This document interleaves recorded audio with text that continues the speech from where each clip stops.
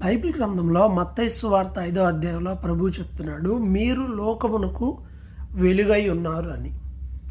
బైబిల్లో చాలా సందర్భాల్లో కూడా ఈ వెలుగు గురించి చాలా మాటలు ఉన్నాయి. అయితే ప్రభువు చెప్పాడు, మీరు లోకమునకు వెలుగై ఉన్నారు అని. అంటే అందరికీ సంబంధించింది. మనము వెలుగై ఉన్నాము. మన జీవితము వెలుగులో నడుచుకున్నట్లుగా నడుచుకోవాలి అని కూడా పత్రికల్లో రాయబడుతూ ఉండింది. అలాగే పేతురు కూడా పత్రికలో రాస్తూ అంటాడు కదా, మీరు పూర్వం చీకటి అయి ఉన్నారు, అయితే దేవుడు మిమ్మల్ని వెలుగులోకి తీసుకొచ్చాడు అని అంటాడు. వెలుగులోకి వచ్చిన వారు వెలుగు సంబంధమైనటువంటి క్రియలు చేయాలి.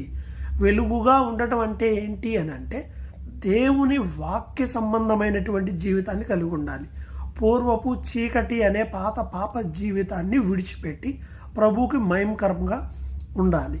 అయితే తాను చీకట్లో ఉన్నాడు, వెలుగులో ఉన్నాడని ఎలా తెలుస్తుంది అని అంటే, తన సహోదరుని ప్రేమించువాడు వెలుగులో ఉన్నట్టు, తన సహోదరుని ద్వేషించువాడు చీకట్లో ఉన్నాడు అని యోహాను తన పత్రికలో తెలియజేస్తూ ఉన్నాడు.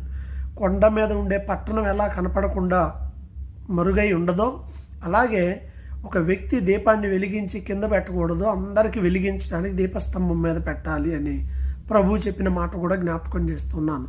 సో ఏది ఏమైనా దేవుని వాక్యము వెలుగు. ఆ వాక్యం మనలోనికి వస్తే మనం కూడా వెలుగులాగా మారుతాం. వెలుగు సంబంధమైన జీవితాన్ని జీవించాలి.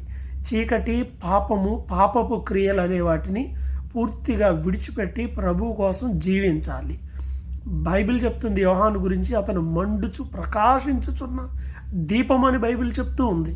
కాబట్టి ప్రియమైన వాళ్ళారా, చీకటితో కూడిన జీవితాలు, పాపంతో కూడిన జీవితాలు ఈరోజు మనకు కనిపిస్తూ ఉన్నాయి. ప్రార్థనకు వెళ్తే జీవితం మారాలి, బ్రతుకు మారాలి, సాక్ష్యం మారాలి. అది దేవుడు కోరుకుంటుంది. వెలిగించబడాలి. వాక్యం వెలుగై ఉన్నది కాబట్టి ఆ వాక్యం మనలోని తీసుకొచ్చి మన జీవితాలను మార్చుకోవాలి. ప్రభువైన యేసునందు విశ్వాసం ఉంచినట్లయితే ఆయన అన్నాడు కదా, నేను లోకమునకు వెలుగై ఉన్నాను అని. ఆ వెలుగు మనల్లో కూడా వెలుగు వస్తుంది. కాబట్టి ప్రియమైన దేవుని బిడ్డ, నువ్వు వెలుగుగా ఉన్నావా, చీకటిగా ఉన్నావా? చీకటిగా ఉంటే యేసు రక్తంలో కడగబడి ఆయన్ని అంగీకరించు, నీ జీవితాన్ని మార్చుకో.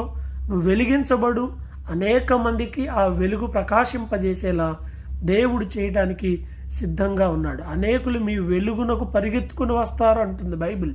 చీకటిలో ఉన్నవారు వెలుగును చూశారని బైబిల్ చెప్తుంది. కాబట్టి వెలుగు సంబంధమైన జీవితాన్ని జీవించడానికి ప్రభు సహాయం చేయనుగాక. ఆమెన్.